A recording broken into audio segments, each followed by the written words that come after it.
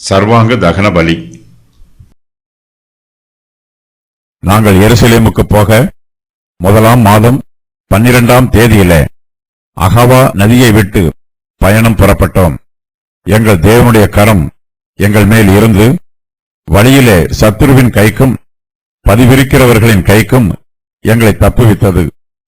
நாங்கள் எருசலேமுக்கு வந்து அங்கே 3 நாள் இருந்த பின்பு 4ஆம் நாளிலே அந்த வெள்ளியும் பொன்னும் பனிமுட்டுகளும் எங்கள் தேவனுடைய ஆலயத்தில் ஆசாரியனாகிய உரியாவின் குமாரன் மெரேமோத்தின் கையிலும் பினகாசின் குமாரன் எலெயாசாரின் கையிலும் எல்லாவற்றிற்கும் இருந்த நிறையின் படியையும் நிறுத்து ஒப்புவிக்கப்பட்டது. யெசுவாவின் குமாரன் யோசபாத்தும் பின்னூயின் குமாரன் நவதியாவும் என்கிற லேவியரும் அவர்களோட கூட இருந்தார்கள். அந்த நிறையெல்லாம் அக்காலத்தில் எழுதப்பட்டது. சிறைப்பட்டு மீண்டவர்கள் இஸ்ரவேலின் தேவனுக்கு சர்வாங்க தகன பலிகளாக இஸ்ரவேல் அனைத்து நிமித்தம் 12 காளைகளையும் 96 ஆட்டுக்கடாக்களையும் 77 ஆட்டுக்குட்டிகளையும் பாவ நிவாரணத்துக்காக 12 வெள்ளாட்டு கடாக்களையும் பலியிட்டு அவையெல்லாம் கர்த்தருக்கு சர்வாங்க தகன பலியாக செலுத்தினார்கள். பின்பு ராஜாவின் சன்னதிகளை நதிக்கு இப்புறத்தில் இருக்கிற ராஜாவின் தேசாதிபதிகளுக்கும் அதிகாரிகளுக்கும் ஒப்புவித்தார்கள். அப்பொழுது அவர்கள் ஜனங்களுக்கும் தேவனுடைய ஆலயத்துக்கும் உதவியாயிருந்தார்கள்.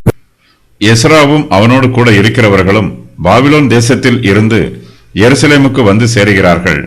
கர்த்தர் நல்லவர், கர்த்தரை நம்புகிறவர்களுக்கு அவருடைய கிருபை என்றும் உள்ளது. தங்களுடைய பிரயாணத்தில் கர்த்தருடைய வழி நடத்துதலும் பாதுகாப்பும் பராமரிப்பும் கிடைக்க வேண்டும். எஸ்ராவும் அவனோடு கூட பிரயாணம் பண்ணுகிறவர்களும் கர்த்தருடைய சமூகத்தில் உபவாசம் பண்ணி ஜெபம் பண்ணினார்கள். கர்த்தர் அவர்களுடைய ஜெபத்தை கேட்டு தமது கிருபையை அவர்களுக்கு வெளிப்படுத்துகிறார். அவர்கள் எருசலேமுக்கு போக முதலாம் மாதம் 12ஆம் தேதியில அகாவா நதியை விட்டு பயணம் புறப்பட்டார்கள். தேவனுடைய கரம் அவர்கள் மேல் இருந்து வழியில சத்துருவின் கைக்கும் பதிவிரிக்கிறவர்களின் கைக்கும் அவர்களை தப்புவித்தது. 12 ஆசாரியரின் தலைவர்கள் வேறு பிரிக்கப்பட்டு அவர்களும் காணிக்கை பொருட்கள் ஒப்படைக்கப்பட்டு உபவாசம் பண்ணிய பின்பு எஸ்ராவும் அவனோடு கூட இருந்த ஜனங்களும் எருசலேமுக்கு போக ஆயத்தமாக இருக்கிறார்கள். இங்கிருந்து 4½ மாதங்கள் பிரயாணம் செய்து எருசலேமை சென்றடைகிறார்கள். பிரயாணத்திலே பல பிரச்சனைகள் ஏற்படலாம், பிரயாண தடைகள் உண்டாகலாம். கர்த்தருடைய கரம் நம்மோடு கூட இருக்க வேண்டும். அப்போதுதான் நம்முடைய பிரயாணம் நல்ல முறையில் நடைபெறும். நாம் பிரயாணம் பண்ணுவதற்கு முன்பாக கர்த்தரிடத்தில் ஜெபம் பண்ணி நம்மையும் நம்முடைய உடைமைகளையும் நம்முடைய பிரயாணங்களையும் கர்த்தருடைய கிருபைக்கு ஒப்புக் கொடுக்க வேண்டும். கர்த்தருடைய கிருபையினால் நமக்கு நல்ல பிரயாணம் அமையும். நாம் பிரயாணத்தை முடித்த பின்பு கர்த்தருடைய கிருபைக்காகவும் உதவிகளுக்காகவும் பாதுகாப்புகளுக்காகவும் பராமரிப்புகளுக்காகவும் அவருக்கு நன்றி சொல்ல வேண்டும். கர்த்தருக்கு துதிகளையும் ஸ்தோத்திரங்களையும் ஏறெடுக்க வேண்டும். எஸ்ராவும் அவனோடு கூட பாபிலோன் தேசத்தில் இருந்து எருசலேமுக்கு வந்தவர்களும் அங்கே 3 நாள் இருக்கிறார்கள். அதன் பின்பு 4ஆம் நாளிலே அந்த வெள்ளியும் பொன்னும் பனிமுட்டுகளும் தேவனுடைய ஆலயத்தில் ஆசாரியனாகிய உரியாவின் குமாரன் மெரமோத்தின் கையிலும் பினகாசின் குமாரன் எலெயாசாரின் கையிலும் எல்லாவற்றிற்கும் இருந்த நிறையின் படியையும் நிறுத்து ஒப்புவிக்கப்படுகிறது. யெசுவாவின் குமாரன் யோசபாத்தும் பின்னூயின் குமாரன் நவதியாவும் என்கிற லேவியரும் அவர்களோடு கூட இருக்கிறார்கள். அந்த நிறையெல்லாம் அக்காலத்தில் எழுதப்படுகிறது.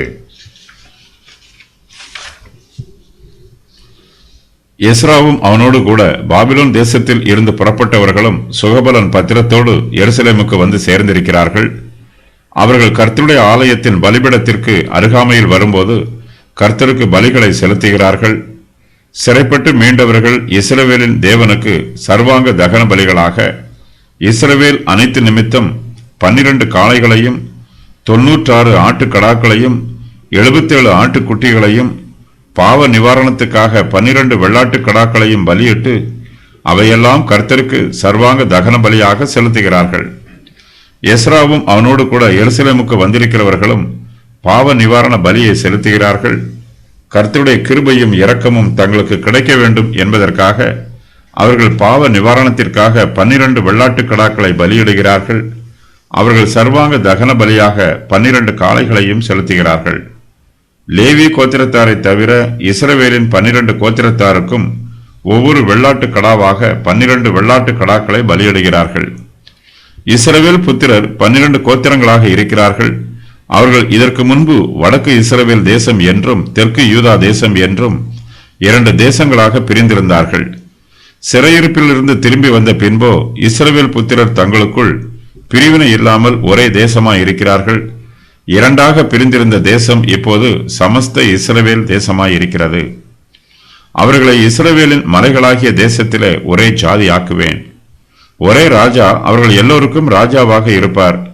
அவர்கள் இனி 2 ஜாதிகளாக இருப்பதில்லை. அவர்கள் இனி 2 ராஜ்யங்களாக பிரிவதும் இல்லை.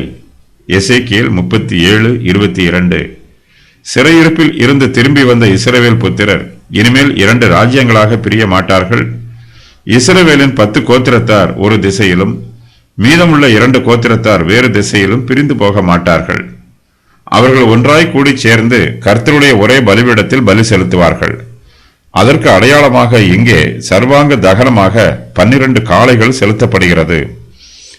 இஸ்ரவேல் புத்திரர் பாபிலோன் தேசத்து சிறையிருப்பில் இருந்து எருசலேமுக்கு திரும்பி வந்தபோது அந்நிய ஜாதியார் அவர்களுக்கு சத்துருக்களாக இருந்தார்கள். அக்காலத்தில் சத்துருக்களாக இருந்தவர்கள் கூட இப்போது எஸ்ராவின் காலத்தில் இஸ்ரவேலருக்கு சிநேகிதர்களாக இருக்கிறார்கள். எஸ்ராவும் அவனோடு கூட எருசலேமுக்கு திரும்பி வந்தவர்களும் ராஜாவின் சன்னதிகளை நதிக்கு இப்புறத்தில் இருக்கிற ராஜாவின் தேசாதிபதிகளுக்கும் அதிகாரிகளுக்கும் ஒப்புவிக்கிறார்கள். அப்பொழுது அவர்கள் யூதா ஜனங்களுக்கும் தேவனுடைய ஆலயத்துக்கும் உதவியாயிருக்கிறார்கள். சத்துருக்கள் தேவனுடைய ஜனத்திற்கு தடை பண்ணாமல் அவர்களுக்கு ஆதரவாயிருக்கிறார்கள்.